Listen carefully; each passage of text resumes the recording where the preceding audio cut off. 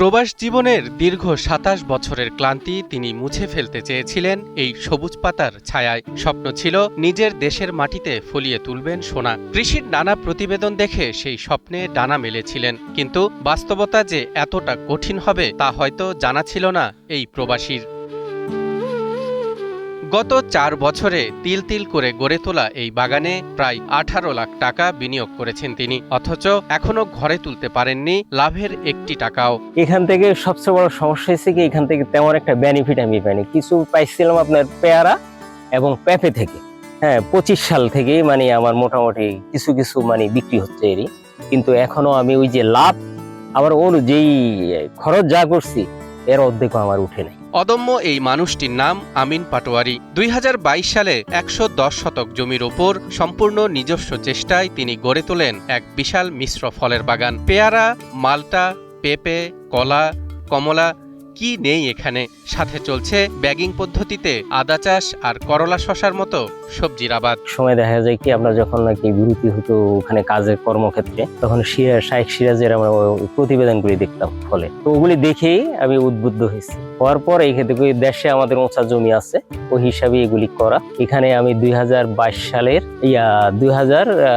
সালের ৬ ডিসেম্বর এই পথ চলা আমার এই বাগানে। রাত দিন এক করে এই উদ্যোক্তা তার স্বপ্নের বাগানে কাজ করলেও তার অভিযোগ, জরুরি প্রয়োজনে তিনি কোনো পরামর্শ পান না স্থানীয় কৃষি কর্মকর্তাদের কাছ থেকে। AKS অর্জন করলো গিনেস ওয়ার্ল্ড রেকর্ডস।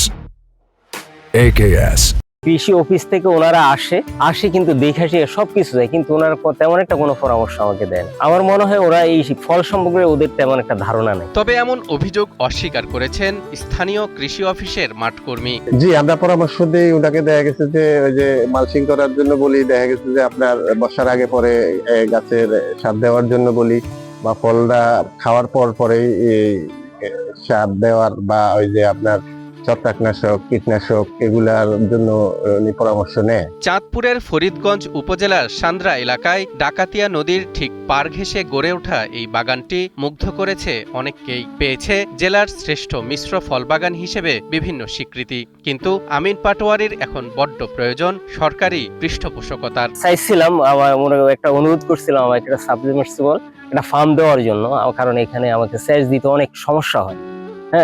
সম্ভবত দিতে পারিনি, কিন্তু আজ পর্যন্ত ওনারা ঝুলে রাখছে, আমাকে দেয়নি।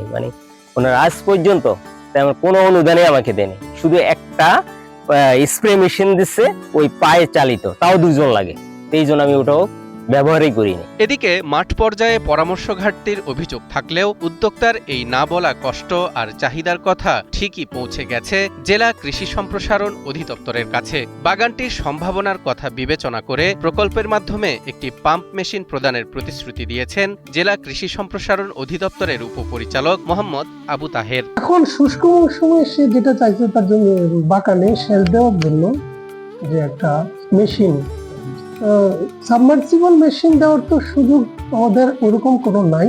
এমনি প্রকল্পের মাধ্যমে যদি শ্যালো মেশিন আমাদের আসে, তার তো পাশেই খাল এবং ভালো পানি দিতে পারবে, তো আমরা চেষ্টা করব তাকে একটা মেশিন দিয়ে সহযোগিতা করার জন্য। আমিন পাটোয়ারি শুধু নিজের ভাগ্য বদলের জন্যই লড়ছেন না, তিনি লড়ছেন দেশের পুষ্টি চাহিদা মেটানোর এক নীরব যুদ্ধে। একটি পাম্প মেশিন আর সঠিক দিক নির্দেশনা হয়তো বদলে দিতে পারে এই বাগানের ভবিষ্যৎ। আর প্রবাস ফেরত এই মানুষের ঘুরে দাঁড়ানোর গল্পটি হতে পারে হাজারো তরুণ উদ্যোক্তার জন্য এক বড় অনুপ্রেরণা।